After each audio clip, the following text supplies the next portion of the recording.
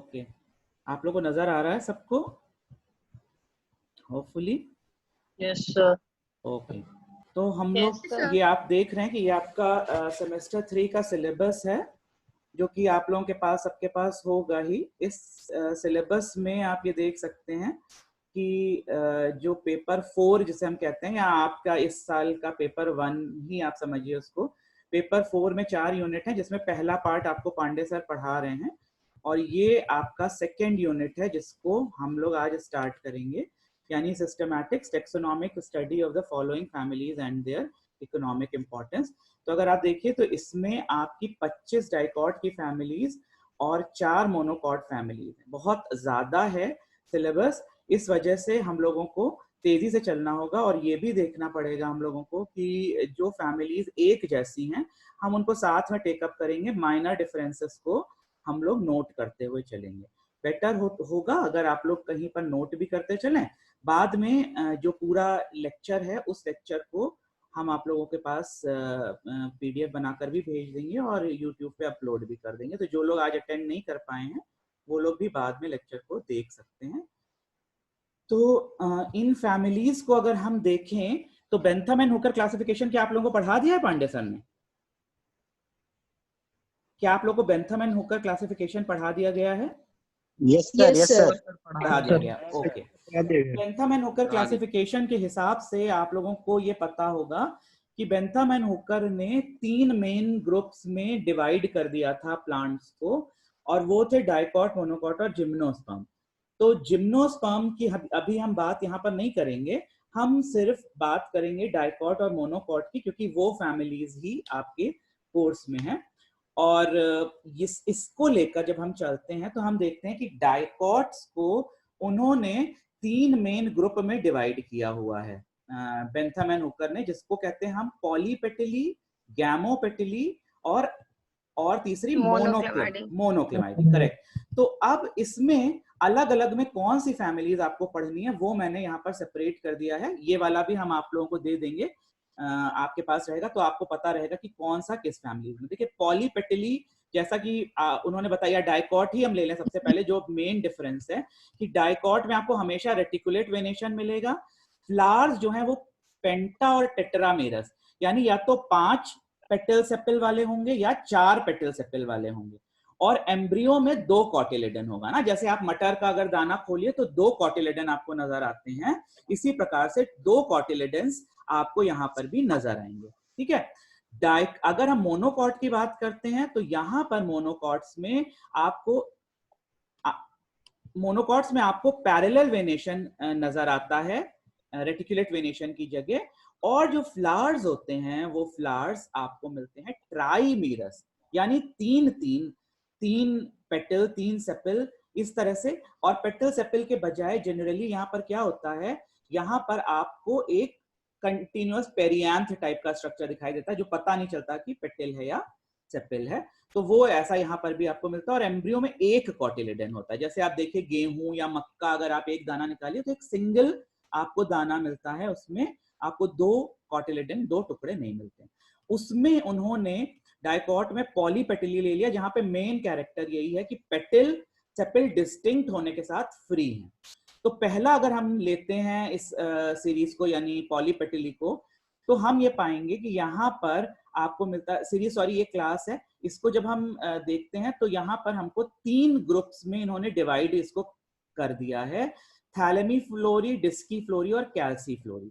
थैलेमी flori में जो thalamus होता है वो डोम शेप्ड होता है, यानी कि अगर आप इस प्रकार से देखिए, इस तरह से ऊपर उठा हुआ होगा। तो जब ऊपर उठा हुआ होगा, जो सेंटर मोस्ट वर्ल होगा, यानी कि आपका जो गाइनीशियम होगा, जो कार्पेल होगा, क्योंकि वो बीचों बीच होता है, तो अगर ये उठे हुए पोर्शन पे सेंटर में होगा तो ऑब्वियसली उसकी पोजीशन क्या हो जाएगी, सबसे ऊंची हो जाएगी। तो ऐसे में जितने भी पार्ट्स होंगे फूल के, वो सब इसके नीचे हो जाएंगे। ऐसे फूल को हम हाइपोगाइनस फ्लावर कहते हैं। ठीक, तो थैलेमस यहाँ पे डोम शेप्ड होगा। थैलेमस क्या चीज होती है, वो जिसके ऊपर सारे फ्लोरल पार्ट लगे हुए होते हैं। और ओवरी यहाँ पर सुपीरियर होगी, क्योंकि हमने बताया ओवरी सबसे ऊपर की पोजीशन पर है, इसलिए ओवरी सुपीरियर होगी। और डिस्क एब्सेंट, यानी कि यहाँ पर कोई भी ओवरी के नीचे आपको नेक्टरी या इस टाइप की डिस्क नहीं देखने को मिलती है, तो वो एब्सेंट होगी। यहाँ पर आपको 6 फैमिलीज आपके कोर्स में हैं, जिसमें से ये 3 फैमिली एक जैसी हैं, रैननक्यूलेसी, निम्फिएसी और निलंबोनेसी। लेकिन हम क्योंकि आज पहला दिन है इसलिए हम लोग सिर्फ आज रैननक्यूलेसी के बारे में पढ़ेंगे, निम्फिएसी निलंबोनेसी हम आगे देखेंगे। अगला हम अगर लेते हैं तो वो है डिस्की फ्लोरी। डिस्की फ्लोरी में क्या है, यहां पर भी थैलेमस वैसे ही है, डोम शेप, यहां पर भी जो फ्लावर है वो हाइपोगाइनस है, और यहां पर भी ओवरी जो है वो सुपीरियर ही है, लेकिन ओवरी के नीचे एक डिस्क प्रेजेंट है, और ये डिस्क जो है वो नेक्टरी या किसी और तरह की भी डिस्क हो सकती है। इसमें आपको केवल एक फैमिली देखने के लिए मिलेगी, आपके कोर्स में है जो, वो है रूटेसी फैमिली, ठीक, यानी आपकी जो ऑरेंज फैमिली जिसे कहते हैं, नींबू संतरा, इसमें वो फैमिली होते हैं। तीसरा आपका कैल्सीफ्लोरी आ जाता है, जहां पर ये कप शेप्ड हो जाता है, यानी सेंटर का पोर्शन नीचे दबा हुआ और साइड ऊपर उठे हुए। तो अगर सेंटर का पोर्शन नीचे दबा होगा तो ऑब्वियसली कार्पेल सबसे नीचे की पोजीशन में हो जाएगा।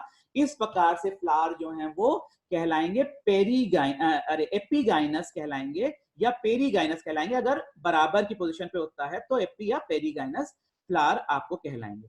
इसमें क्या हो सकता है कि सेपल्स कभी कभी आपको यूनाइटेड भी मिल जाते हैं, जबकि हम यहाँ पर पॉलीपेटली में कह रहे हैं पेटल्स सारे फ्री हैं, लेकिन सेपल्स अभी तक के दोनों में अलग थे, लेकिन यहाँ पर सेपल्स यूनाइटेड हो सकते हैं। ओवरी इंफीरियर हो जाती, क्योंकि ओवरी सबसे नीचे पोजीशन में होती है तो वो इंफीरियर हो जाती है। और 8 से लेके 14 फैमिलीज जो हैं वो यहाँ पर हैं आपकी, पैपियोनेसी से लेके एपीएसी तक फैमिलीज यहाँ हैं। फिर दूसरा क्लास आ जाता है, जैसे पॉलीपेटली था वैसे ही दूसरा क्लास है आपका गैमोपेटली, जहां पर पेटल सेपल अलग अलग तो हैं लेकिन वो फ्यूज्ड हैं। सारे पेटल मिलकर एक ट्यूब बना रहे हैं और सारे पेटल मिलकर एक ट्यूब बना रहे हैं, तो ये कहलाता है गैमो। गैमो का मतलब ही होता है फ्यूज हो जाना, तो गैमोपेटली कंडीशन आपको यहाँ देखने के लिए मिलती है। यहाँ पर आपके 15 से लेके 23 तक आपको मिलते हैं, यानी 9 फैमिलीज आपको इसके अंतर्गत मिलते हैं। और फिर लास्ट है मोनोक्लेमाइडी, जहां पर सेपल और पेटल्स डिस्टिंक्ट नहीं है, जैसे यहाँ डिस्टिंक्ट लिखा है या अलग अलग नहीं है, एक ही वर्ल प्रेजेंट है, मतलब एक ही पंखुड़ियों जैसा वर्ल प्रेजेंट होता है। और उस वर्ल को चाहे आप पेटल समझ लीजिए या आप सेपल समझ लीजिए, तो क्योंकि हमें समझ में नहीं आता कि वो पेटल है या सेपल है, तो हम उनको कहते हैं पेरियांथ। उसके लिए हमने कॉमन नाम दे दिया पेरियांथ। जनरली ये पेरियांथ भी सेपलॉइड टाइप के हमें दिखते हैं, यानी हरे होते हैं, ऐसे लगते हैं जैसे सेपल्स हैं। ये 2 फैमिलीज यहाँ पर आपको देखने के लिए मिलेंगी, जिनका नाम है अमरैंथेसी और यूफोरबिएसी। ये सारी फैमिलीज आपके कोर्स में है, आपको पढ़नी है। 25 फैमिली डाइकॉट की हो गई। और मोनोकॉट में आप देखेंगे लीव्स में पैरेलल वेनेशन है, फ्लावर ट्राइमेरस, सिंगल कॉटिलेडन। 4 फैमिली आपके कोर्स में है, जो कि हो गई लिलिएसी, अरिकेसी, साइपरेसी और पोएसी। ये 4 फैमिलीज आपको पढ़नी है इन योर मोनोकॉट, ठीक। तो हम लोग सब लोग जल्दी शिवम को कॉल करो, मेरे फोन पे कर रहे हैं। जिसको बात करनी भैया वो कम से कम अपना वो तो कर ले, माइक तो ऑफ कर ले। माइक ऑफ कर लो सब लोग। ओके यस सर बताइए। मेरे बच्चे सब लोग कौन भगवान कसम गुस्से लाते हैं हमको, बस है कौन तो उठा लेंगे तो क्लास कर जाएंगे। आयुषी गुप्ता को बोलो।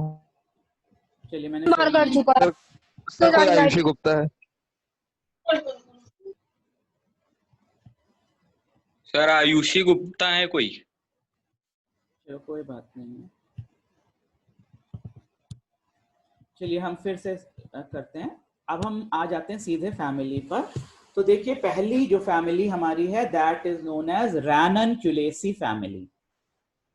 अगर हम इसका क्लासिफिकेशन देखें तो बेंथम एंड हुकर के हिसाब से इसका क्लास डाइकोटिलेडन्स है, इसका सब क्लास पॉलीपेटली हो गया, और यहां पर आपको जो सीरीज इसकी मिलती है वो सीरीज कहलाती है थैलेमीफ्लोरी। ऑर्डर यहां पर है रानेल्स। तो जो रानेल्स ऑर्डर है इसमें 3 फैमिलीज आपके कोर्स में है, फैमिली रैननक्यूलेसी, फैमिली निम्फिएसी एंड फैमिली नीलम्बोनेसी। पहली फैमिली हम लेते हैं आज, जो कि है फैमिली रैननक्यूलेसी। इसको हम बटर कप फैमिली भी कहते हैं। क्यों बटर कप फैमिली कहते हैं? इसके लिए बड़ा इसका इंटरेस्टिंग वो है, इसके जो फूल होते हैं वो ऐसे लगते हैं जैसे कटोरी है मक्खन की। मक्खन की कटोरी स्पेसिफिकली हम क्यों कह रहे हैं, क्योंकि आप मक्खन को जब देखिए तो मक्खन में एक शाइन होती है, चमक होती है। अगर हम धूप में इन फ्लावर्स को देखें तो इनकी जो शाइन होती है वो ऐसी होती है, बिल्कुल लगता है कि बटर या कोई जेली टाइप की चीज जो है वो चमक रही है। इनके पेटल्स के ऊपर एक ऐसी लेयरिंग होती है जो लेयर इसको बहुत एक्सेसिव शाइन देती है, बहुत ज्यादा शाइन देती है। तो वो उसकी वजह से कभी कभी क्या होता है, इन बटर कप्स के बड़े फ्लावर्स को हम अगर अपना सामने रखें तो आपके चेहरे पर एक येलो कलर का सूरज की रोशनी का ह्यू बनता है इनकी वजह से। तो इस वजह से इसको बटर कप फैमिली कहते हैं। और जो हमारा ऑर्डर है जीनस है रैननक्यूलस, उस जीनस को ही का नाम स्पेसिफिकली बटर कप है। करीब 35 जेनरा और 1500 स्पीशीज की फैमिली है, ये बड़ी फैमिली है। और इसका डिस्ट्रीब्यूशन चीफली ठंडी जगहों पर है। वर्ल्ड की जहां पर ठंडे पार्ट्स हैं उनमें यहाँ ये ज्यादा मिलते हैं, हमारी कंट्री में भी मिलते हैं। रैननक्यूलस एक ऐसी स्पीशीज है जो हमारे यहाँ पर नॉर्दर्न प्लेन्स में सभी जगह आपको मिल जाती है। पानी के थोड़ा किनारे पर अगर आप देखेंगे तो आपको रैननक्यूलस आसानी से मिल जाएगा। लेकिन बाकी जितने इसके जेनरा हैं वो जेनरा आपको सारे के सारे ठंडी जगहों पर मिलेंगे। कॉमन जेनरा है जैसे क्लीमैटिस हुआ, वेस्टर्न हिमालयाज पे 5000 फीट पे मिलता है। थैलिक्ट्रम जवानिकम आपको शिमला, सिक्किम या खासी हिल्स में, असम में मिलता है। इसी प्रकार से थैलिएक्ट्रम की एक और स्पीशीज है फोलियोसम, वो करीब 9000 फीट ऊंचाई पर आपको मिलती है। और कई जो ब्रिटिश पौधे हैं वो भी यहाँ पर आपको देखने के लिए मिलेंगे, ज्यादातर वो सब ठंडी जगहों के पौधे हैं। इसमें से एक बड़ा इंटरेस्टिंग है एक्वालिजिया। जब अभी हम इसकी आपको दिखाएंगे आगे इसकी फोटोग्राफ, तो ये बिल्कुल ऐसे लगते हैं जैसे छोटी छोटी चिड़िया हैं वो एक साथ लगी हुई हैं। तो एक्वालिजिया, इसी तरह से डेल्फिनियम बड़ा कॉमन है, बहुत खूबसूरत लगता है। और ये सारे के सारे ऑर्नामेंटल पौधों की तरह भी इस्तेमाल होते हैं। हैबिट की अगर हम बात करें तो जनरली ये जो प्लांट्स हैं ये एनुअल या पेरिनियल हर्ब्स हैं। आप ये देख सकते हैं, दिस इज योर रैननक्यूलस, ये रैननक्यूलस की फोटो दी हुई है। जनरली एनुअल या पेरिनियल हर्ब्स हैं। एनुअल मतलब वो जो एक साल में लाइफ साइकिल कंप्लीट करें, पेरिनियल वो जिनकी लाइफ साइकिल 1 से अधिक साल की हो। अगर ये हर्ब हम इसको कह रहे हैं, इसका मतलब इसकी जो प्लांट बॉडी है वो सॉफ्ट और स्मॉल है। ऑब्वियस, इसमें हमें बताने की जरूरत नहीं पड़ेगी कि छोटा पौधा है। अगर हम हर्ब कह रहे हैं that means it is short and small, क्योंकि अगर पौधा लंबा होगा तो उसको बेस पर चौड़ाई भी चाहिए होगी खड़ा रहने के लिए। तो अगर उसकी बेस पर चौड़ाई होगी, ऐसे में मतलब है सेकेंडरी ग्रोथ हुई होगी और पौधा वुडी हो जाएगा। तो यहाँ पर पौधे जनरली हर्ब्स आपको देखने के लिए मिल रहे हैं, इसलिए ये पौधे छोटे होंगे। अगर ये पेरिनियल हर्ब्स हैं, इसका मतलब है ये 2 सीजन उगेंगे या 3 सीजन उगेंगे। अगर ये 2 सीजन उगेंगे, इसका मतलब जो इनका अनफेवरेबल वाला सीजन है वहां पर ये पेरिनेट करेंगे।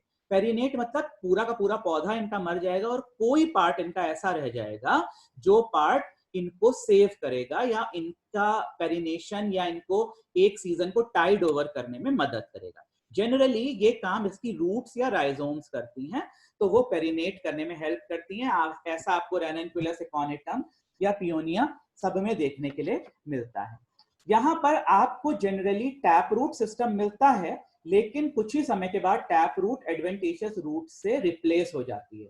टैप रूट कौन सी रूट होती है? वो मेन रूट जो एम्ब्रियो के साथ डेवलप होती है, यानी एम्ब्रियोनिक रूट से जो रूट बनती है that is your tap root, यानी रेडिकल से बनी हुई रूट। और एडवेंटिशियस रूट्स वो रूट्स होती हैं जो इसके सिवा किसी भी और पार्ट से बनती है, जनरली स्टेम के नीचे वाले पार्ट से। तो कुछ ही समय के अंदर टैप रूट हट जाती है और एडवेंटिशियस रूट्स बन जाती हैं। ये रूट्स धीमे धीमे फूड इकट्ठा करती चली जाती हैं और ट्यूबरस बन जाती हैं, ट्यूब जैसी मोटी मोटी बन जाती हैं। और इन्हीं की मदद से पौधा अपना जो अनफेवरेबल सीजन होता है उसको टाइड ओवर कर लेता है। मतलब जमीन के नीचे ये बनी रहती हैं और जब फिर से फेवरेबल सीजन आता है तो ऊपर पत्तियां दोबारा उगने लग जाती हैं। अगर हम स्टेम की बात करें तो स्टेम यूजुअली हर्बेशियस आपको मिलेगा aerial, erect, branched, angular. Angular का मतलब होता है स्टेम सर्कुलर या सिलेंड्रिकल नहीं है, आपको नोक जैसी नजर आएंगी, जैसे चौकोर टाइप की स्टेम होगी, आपको उसमें एजेस नजर आएंगी। फिर फिस्टुलर। फिस्टुलर ऐसा है कि बीच में से स्टेम में अगर पिथ हॉलो होती है तो हम उस स्टेम को फिस्टुलर कहते हैं, यानी सेंटर में एक हॉलो है, स्टेम ऐसा है जैसे एक ट्यूब या एक कोई पाइप हो। ग्लैबरस। ग्लैबरस वर्ड का मतलब होता है चिकनी सतह, यानी इसके ऊपर कुछ भी छोटे मोटे हेयर या कोई भी प्रोजेक्शंस नहीं है। तो दो ही तरह की चीजें होती हैं, फेस्टुलर, अरे सॉरी, ग्लैबरस या हेयरी। तो अगर हेयरी है मतलब छोटे छोटे हेयर प्रेजेंट है। सर आपकी वॉइस नहीं आ रही है। बाकी लोगों को आ रही है voice? Yes sir. Yes sir आ रही है। जिनको नहीं आ रही है उनका थोड़ा सा कनेक्शन खराब होगा बेटा। आप इसको देखिए, कनेक्शन थोड़ी सही जगह पर जाइए, आएगी आवाज। क्योंकि मेरे तो वाईफाई चल रहा है इसलिए मेरे तरफ कनेक्शन की प्रॉब्लम नहीं है, ठीक है? तो चलिए। ग्लैब्रस मींस आपने क्या बताया? जी, चिकनी सतह। हाँ, चिकनी। ग्लैबरस का मतलब होता है कि जो सरफेस है उसके ऊपर कोई हेयर या प्रोजेक्शंस नहीं है। दो ही तरह की स्टेम सरफेस आपको मिलती है, या तो ग्लैबरस या हेयरी। अगर हेयरी है मतलब छोटे छोटे हेयर प्रेजेंट हैं, अगर हेयरी नहीं है तो फिर वो ग्लैबरस होगी, ठीक? तो स्टेम को जब भी आप डिस्क्राइब करते हैं, यहीं पर नहीं, जब आप प्रैक्टिकल में भी डिस्क्राइब करेंगे तो स्टेम की 2-3 बातें आप ध्यान दीजिएगा। पहली चीज कि वो हर्बेशियस है या श्रब है या वुडी है, आपको पता चल जाएगा उसे देखकर। छुएंगे तो कड़ी होगी, सॉफ्ट होगी, तो हर्बेशियस है। एरियल है, अगर एरियल होगी तो जमीन के ऊपर होगी, ग्रीन होगी। जमीन के नीचे वाली होगी, जैसे आलू हो गया या जिंजर हो गया, उसका रंग हरा नहीं होगा, ठीक? इरेक्ट है, सीधी खड़ी हुई है, या फिर ट्रेल कर रही है, जैसे घास होती है जमीन पर नीचे नीचे नीचे पड़ी हुई ग्रो करती हैं, तो ट्रेलिंग है या इरेक्ट खड़ा हुआ पौधा है, वो पता चल जाएगा आपको। उसमें ब्रांचिंग है या अनब्रांच है, कभी कभी पौधे में एक सिंगल स्टेम होती, कोई ब्रांच नहीं होती। एंगुलर, आप उसको फील करके देखिए, उसकी स्टेम को अपनी 2 उंगलियों के बीच में लगाकर घुमा कर देखिए, तो आपको पता चलेगा। अगर गोल होगी तो उसकी गोलाई या सिलेंड्रिकल पता चलेगा। अगर आप घुमाएंगे तो आपको उसकी नोक भी समझ में आएगी, अगर कोने होंगे, एज होंगे, तो आपको नोक भी समझ में आएगी, तो वो कहलाएगी एंगुलर। अगर आप स्टेम को तोड़ के देखें, बीच में आपको छेद जैसा नजर आ रहा है अंदर पूरा, तो फिस्टुलर हो गई। अगर नहीं है तो सॉलिड हो गई। अगर सरफेस पर हेयर नजर आ रहे हैं तो वो हेयरी हो गई, सरफेस पे हेयर नहीं नजर आ रहे हैं तो वो ग्लैब्रस हो गई। इसी प्रकार से नोड वो जगह होती है जहां पे पत्ती या ब्रांचेस निकलती हैं, वो, और इंटरनोड वो रीजन होता है जो इन 2 नोड के बीच का रीजन होता है। तो नोड और इंटरनोड प्रोमिनेंट, यानी आराम से समझ में आ रही है कि कहां पर नोड और कहां पे इंटरनोड है। अब आ जाते हैं हम अगली पार्ट पे, वो है लीव्स। लीव्स को देखिए, leaves are ramal and cauline. Cauline का मतलब है कॉलस। कॉलस से, कॉलस मतलब होता है स्टेम या वुड, यानी मेन स्टेम पर अगर पत्तियां मौजूद हैं तो आप कहेंगे ये पत्तियां कॉलाइन हैं। और रैमल का मतलब हुआ रैमिफिकेशन। रैमिफिकेशन मतलब ब्रांचिंग से, तो अगर ब्रांचेस पर भी पत्तियां मौजूद हैं तो आप कहेंगे वो पत्तियां रैमल। तो पत्तियां 2 तरह की हो सकती हैं, कॉलाइन यानी मुख्य स्टेम पे मौजूद, और रैमल यानी कि लीव्स पे मौजूद। तो अगर दोनों जगह मौजूद हैं तो आप कहेंगे लीव्स रैमल और कॉलाइन दोनों हैं। फिर लीव्स ऑल्टरनेट हैं या ऑपोजिट हैं। यहां पर जैसे आप देख रहे हैं लीव्स ऑल्टरनेट लिखा हुआ है, यहां आप सामने देखिए, ये एक लीफ है, आप इसमें देख रहे हैं इस वक्त चित्र में, तो ये एक लीफ है, ठीक इसी के सामने दूसरी लीफ है। ऐसी लीफ ऑल्टरनेट ना कहलाएगी, ऐसी लीफ कहलाएगी ऑपोजिट लीफ। तो यहां पर आपको ये ऑपोजिट लीफ का स्ट्रक्चर देखने के लिए मिला। देखिए ये एक लीफ है, ये ठीक इसी के सामने दूसरी लीफ है, ये ऑपोजिट है। अगर इसके बजाय एक लीफ यहां होती, दूसरी लीफ इस जगह होती, इसके सामने ना होती, इसके बजाय यहां होती कहीं, फिर तीसरी लीफ इस जगह होती और चौथी लीफ यहीं इधर कहीं होती, तो लीफ ऑल्टरनेट होती, यानी हर नोड पर एक ही लीफ होगी और उस लीफ का डायरेक्शन पिछली लीफ से अलग होगा। ऐसे में कहलाएगी वो लीफ ऑल्टरनेट लीफ। तो यहां जनरली लीव्स ऑल्टरनेट हैं, हालांकि इसमें जो आपको दिख रहा है वो लीफ ऑपोजिट दिख रही है। लीफ एक्स स्टिप्यूलेट है। क्या होता है कि स्टिप्यूल्स मौजूद होते हैं, यानी कि लीफ का जो, जब लीफ डेवलप हो रही होती है तो छोटे से बड के रूप में डेवलप होती है। ऐसे में जो लीफ होती है वो एक छोटे से कवर से ढकी हुई होती है। वो जो छोटा सा कवर होता है वो स्टिप्यूल कहलाता है। ये स्टिप्यूल जैसे ही लीफ बड़ी होती है वैसे ही गिर जाता है सूख के। तो ऐसा अगर प्रेजेंट होता है, छोटी छोटी लीव्स के ऊपर एक कवरिंग मौजूद होती है, तो आप लीफ को कहते हैं स्टिप्यूलेट। अगर नहीं होती है तो आप कहते हैं एक्स स्टिप्यूलेट। तो यहाँ लीव्स हैं एक्स स्टिप्यूलेट। और इसका जो लमाइना है यानी लीफ का जो मुख्य पत्ती होती है वो मुख्य पत्ती डिवाइडेड है, वो लैमिना डिवाइडेड है यानी छोटे छोटे टुकड़ों में बटा हुआ है। तो इस प्रकार से आपको लीव्स यहां मिलती हैं। कभी कभी लीव्स ऑपोजिट भी हो सकती हैं, यानी जैसे ये सामने आप देख रहे हैं, और कभी कभी वो रेडिकल भी हो सकती है, यानी कि एक ही जगह पे चारों तरफ लगी हुई लीव्स भी आपको देखने के लिए मिल सकती हैं। क्लेमैटिस में लीव्स ऑपोजिट हैं और लीव्स कंपाउंड हैं, यानी कि लीव्स डिसेक्टेड है, लैमिना डिसेक्टेड है कई पार्ट्स में, तो कंपाउंड लीव है। कभी कभी क्या होता है कि लीव्स के जो पीटियोल होते हैं, छोटे छोटे टुकड़े होते हैं, या फिर लीफलेट होती हैं, वो जो लीफलेट्स होती हैं वो ट्वाइन करने लग जाती हैं। कभी कभी वो पीटियोल्स एक किसी अगल बगल के पौधे के चारों तरफ घूमने लग जाते हैं जिससे कि वो सपोर्ट ले सके। तो ऐसे में ट्वाइनिंग पीटियोल्स भी मिलते हैं और कभी कभी आपको ट्वाइनिंग लीफलेट्स भी मिलते हैं, जैसे whole leaf becomes modified into a tendril, ये लिखा हुआ है। तो ये टेंड्रिल भी क्या करेगी, ये एक सपोर्ट को पकड़ेगी, क्योंकि ये जो क्लेमैटिस है ये एक तरह का क्लाइंबर है। तो ये क्लाइंब करने के लिए अगल बगल के पौधों पर सपोर्ट जुटाएगा। तो वो क्या करेगा, किसी भी चीज के अराउंड उसकी छोटी छोटी पत्तियां लिपट जाएंगी। ठीक है। इसी प्रकार से रैननकुलस में आपको हेटेरोफिली भी देखने के लिए मिलती है, यानी कि एक से अधिक प्रकार की लीव्स आपको देखने के लिए मिलती हैं। जो पार्ट पौधे का पानी में डूबा होता है वहां लीव्स खूब सारी डिसेक्टेड होती हैं, छोटे छोटे टुकड़ों में बटी हुई होती हैं। हालांकि जो सरफेस के ऊपर होता है वहां पर नॉर्मल लोब आपको लीफ का नजर आता है। अब आ गया अगला part which is inflorescence. Inflorescence के बारे में अगर हम बात करें तो inflorescence is of साइमोस type. साइमोस type inflorescence वो होता है जहां पर जो मेन स्टेम की ग्रोथ है वो एक फूल से खत्म हो जाती है, यानी मेन स्टेम इस तरह से उगेगी, ऊपर एक फूल लग जाएगा और स्टेम की ग्रोथ खत्म हो जाएगी। फिर स्टेम कैसे ग्रो करेगी, नीचे से एक ब्रांच निकलेगी, इधर से भी एक ब्रांच निकलेगी और ये आगे बढ़ेंगी, ऊपर उठेंगी, ये भी फिर इनकी ग्रोथ खत्म हो जाएगी, इनके टॉप पे फिर फूल खिल जाएंगे और फिर नीचे से ब्रांच निकलेगी। यानी जो ओल्डर फूल होते हैं वो नीचे या सेंटर की तरफ होते हैं और जितने यंग फूल होंगे वो बाहर बाहर बाहर की तरफ आपको मिलेंगे। ऐसे इन्फ्लोरेसेंस को साइमोस इन्फ्लोरेसेंस कहते हैं। और रैननकुलस में आपको डाइकेजियल साइम मिलता है, यानी जब मेन स्टेम की ग्रोथ रुक जाती है तो दोनों तरफ से ऐसे अगल बगल आपको ब्रांचेस निकलती हैं, दो ब्रांचेस हर बार निकलती हैं डाइकेजियल, और उनके सरफेस पे भी फूल बने हुए आपको दिखाई देते हैं। तो डाइकेजियल साइम आपको रैननकुलस में मिलता है। कभी कभी रेयरली रेसिमोस टाइप का इन्फ्लोरेसेंस भी मिलता है, जैसे अकॉनिटम और डेल्फिनियम में। किसी किसी केसेस में जैसे क्लेमैटिस में आपको सॉलिटरी एक्सिलरी भी मिलता है। सॉलिटरी एक्सिलरी का मतलब एक्सिल में यानी साइड में पत्ती के ऊपर निकला हुआ फूल होगा और एक अकेला फूल उगा हुआ होगा, तो ऐसे में सॉलिटरी एक्सिलरी भी मिलता है। सॉलिटरी मतलब अकेला, एक्सिलरी मतलब एक्सिल में। एक्सिल कौन सी जगह होती है, वो जगह जहां पे पत्ती स्टेम से जुड़ती है, तो वहां पर भी उगा हुआ फूल आपको मिलता है। लेकिन सबसे कॉमन क्या है, साइमोस टाइप का इन्फ्लोरेसेंस। अब आ जाता है फूल, फ्लावर के बारे में।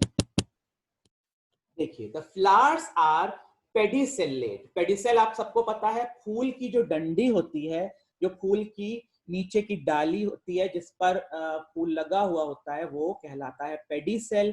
तो अगर पेडिसेल प्रेजेंट है तो फूल कहलाता है पेडिसेलेट, अगर नहीं प्रेजेंट है तो कहलाता है सेसाइल। यानी डायरेक्ट अगर वो ब्रांच के ऊपर लगा हुआ है फूल बिना किसी डंडी के तो वो कहलाएगा सेसाइल, अगर डंडी प्रेजेंट है तो वो कहलाएगा पेडिसेलेट। तो पेडिसेलेट है यहाँ फ्लावर। ई ब्रैक्टिएट है, यानी उसमें ब्रैक्ट मौजूद नहीं है। ब्रैक्ट क्या होते हैं, ब्रैक्ट फ्लोरल वर्ल्स के नीचे बने हुए स्ट्रक्चर्स होते हैं, तो वो ई ब्रैक्टिएट है, वो मौजूद नहीं है यहाँ पर। और रेयरली ब्रैक्टिएट भी मिल जाते हैं, ब्रैक्टियोलेट भी कभी कभी मिल जाते हैं, जैसे कि रैननकुलस में आपको मिलता है। फ्लावर्स कंप्लीट है, कंप्लीट मतलब चारों वर्ल हैं, गायनीशियम, एंड्रूशियम और कैलिक्स कोरोला चारों मौजूद हैं तो वो कंप्लीट कहलाएगा। हर्माफ्रोडाइट दोनों सेक्स मौजूद हैं यानी मेल और फीमेल। एक्टिनोमॉर्फिक यानी फूल को आप किसी भी एंगल से एलएस काट लें वो 2 इक्वल भागों में डिवाइड कर जाएगा। कभी कभी आपको जाइगोमॉर्फिक फूल भी मिलता है। साथ ही में एक इंपॉर्टेंट फीचर यहां पर आप देखिए जो है स्पाइरोसाइक्लिक, यानी कि स्पाइरली अरेंज्ड इसके फ्लावर के पार्ट्स होते हैं। स्पाइरली अरेंज का मतलब हुआ कि जो फ्लावर के पार्ट्स होते हैं वो एक स्प्रिंग की तरह गोलाई से लगे हुए होते हैं। आप लोगों सबको मालूम है कि फ्लावर भी बेसिकली एक प्रकार की शूट ही है। तो जैसे शूट पे पत्तियां लगी हुई होती है वैसे ही फ्लावर के अंदर फ्लोरल वर्ल्स लगे हुए होते हैं। और ये जो फ्लोरल वर्ल्स हमारे होते हैं ये फ्लोरल वर्ल्स स्पाइरली लगे। ये एक प्रिमिटिव फैमिली का फीचर है और रैननक्यूलेसी एक प्रिमिटिव फैमिली है। इस वजह से आपको यहाँ पे स्पाइरोसाइक्लिक फ्लावर देखने के लिए मिलते हैं। और एक उभरे हुए थैलेमस के ऊपर ये हमको देखने के लिए मिलता है। इलोंगेटेड और उभरे हुए थैलेमस से ये देखने के लिए हमको मिलता है।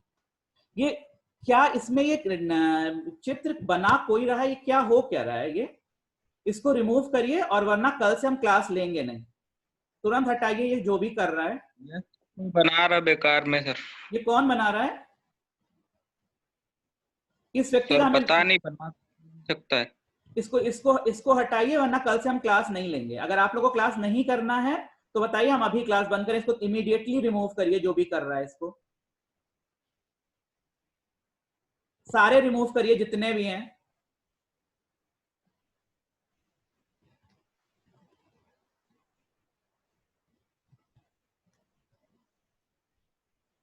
Remove all of it.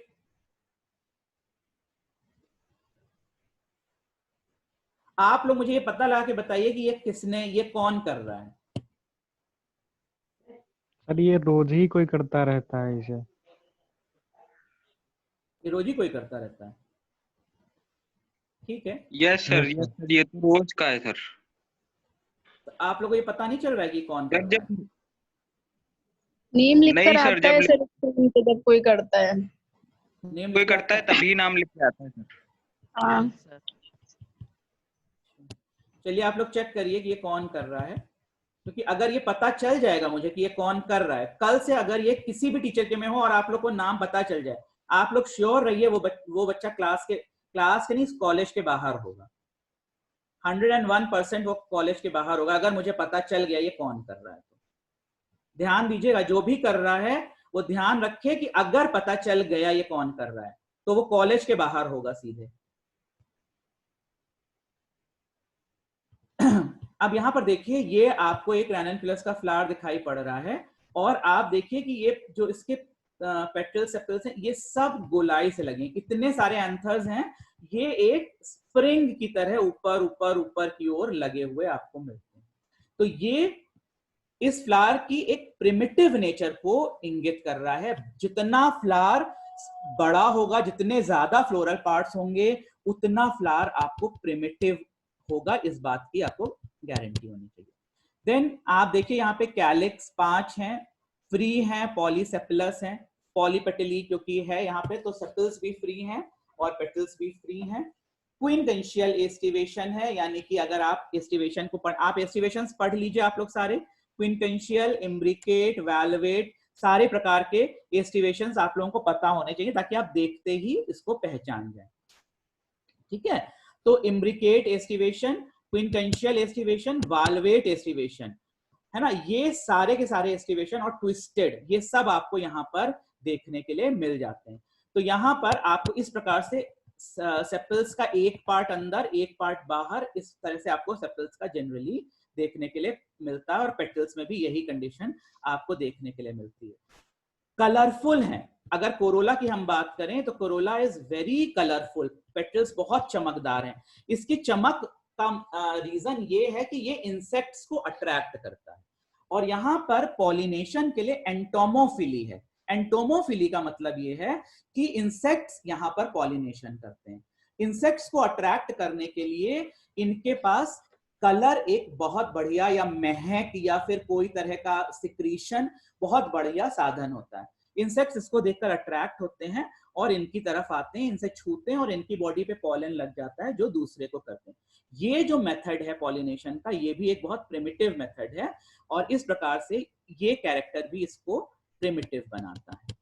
एंडोरूशियम की अगर हम बात करें तो देखिए जैसे आपको दिखाई पड़ रहा है, यहाँ पे इनडेफिनेट नंबर है, कितने सारे एंडोरूशियम हैं और इनडेफिनेट है। इनडेफिनेट के साथ साथ क्या है, एक दूसरे से अलग भी हैं, है ना, तो एक दूसरे से बिल्कुल सेपरेट है, पॉलीएंड्रस इसे कहते हैं।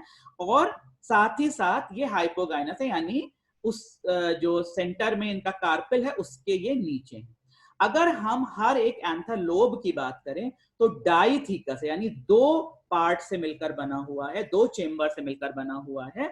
एक्सट्रोर्स है और वो लैटरली डिहाइस करता है। अगर हम देखें तो उसके लैटरल साइड में आपको स्लिट नजर आएंगे, साइड में आपको यहाँ पर स्लिट्स नजर आएंगे और इन स्लिट्स के थ्रू ये डिहाइस करता है। यहाँ पर आपको ये स्लिट्स नजर आएंगे और इन स्लिट्स के थ्रू ये डिहाइस करता है, यहां से इसके पॉलन बाहर निकलते हैं। गाइनीशियम भी बिल्कुल इसी प्रकार से, गाइनीशियम भी आप सेंटर में देखिए, ये गाइनीशियम का पार्ट है। गाइनीशियम भी कई में इनडेफिनेट है, यानी एक दो नहीं, तमाम गाइनीशियम है, एक दूसरे से फ्री हैं वो भी। कभी कभी वो एक दूसरे के साथ जुड़े हैं और कभी कभी वो फ्री हैं। ऐसे में एपोकार्पस वर्ड यूज होता है ना। जनरली हम सिन कार्पस वर्ड देखेंगे आगे की फैमिलीज में, लेकिन यहां पर आपको मिलेगा एपोकार्पस, यानी एक दूसरे से बिल्कुल अलग हैं, लेकिन कुछ में जैसे कि डेल्फिनियम में ये एक रह जाता है, सिर्फ एक सिंगल कार्पेल रह जाता है। कभी कभी 4-5 कार्पेल भी मौजूद आपको देखने के लिए मिलते हैं। प्लेसेंटेशन यानी ओव्यूल कहां लगा हुआ है, तो वो अगर आप देखेंगे तो जनरली इस फैमिली में ओव्यूल का प्रेजेंटेशन आपको बेसल मिलेगा, यानी कि ओवरी की बिल्कुल बेस पर, जैसे ये ओवरी है, ओवरी की बिल्कुल बेस पर आपको प्लेसेंटा लगा हुआ मिलता है। ठीक है, ये देखिए इसका एलएस एक काटा गया है और इस एलएस में आपको सारी चीजें नजर आ रही हैं। ये देखिए, ये नीचे सेप्टल्स पेट्रल्स आपको दिखाई दे रहे हैं, ये पेट्रल्स हैं, सेप्टल्स इसके नीचे नहीं दिख रहे हैं। ये आपको एंथर्स नजर आ रहे हैं और यहाँ पर आपको सेंटर में तमाम ओवरीज दिखाई दे रही है। ये एक है, इसके पीछे दूसरी, तीसरी, चौथी, पांचवी, कई सारी ओवरीज हैं और बाकी क्योंकि काट दी गई है सामने से तो वो पार्ट आपको नजर नहीं आ रहा है। ये रैननक्यूलस नहीं, क्योंकि रैननक्यूलस में बेसल होता है। ये मार्जिनल प्रेजेंटेशन, देखिए मटर की तरह आपको नजर आ रहा है, यहाँ पर मार्जिन पे लगा हुआ, तो ये मार्जिनल प्रेजेंटेशन दिखाई दे रहा है। ये शायद आपको क्लिमैटिस या इस तरह के किसी भी पौधे में आपको मार्जिनल प्रेजेंटेशन नजर आएगा। तो ये देखिए, ये ओव्यूल लगे हुए हैं, ये प्लेसेंटा है और ये ओव्यूल लगे हुए हैं, सारे ओव्यूल मार्जिन पर लगे हुए आपको नजर आते हैं।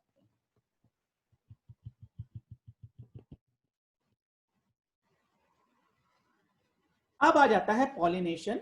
Pollination either takes place by insects और बाय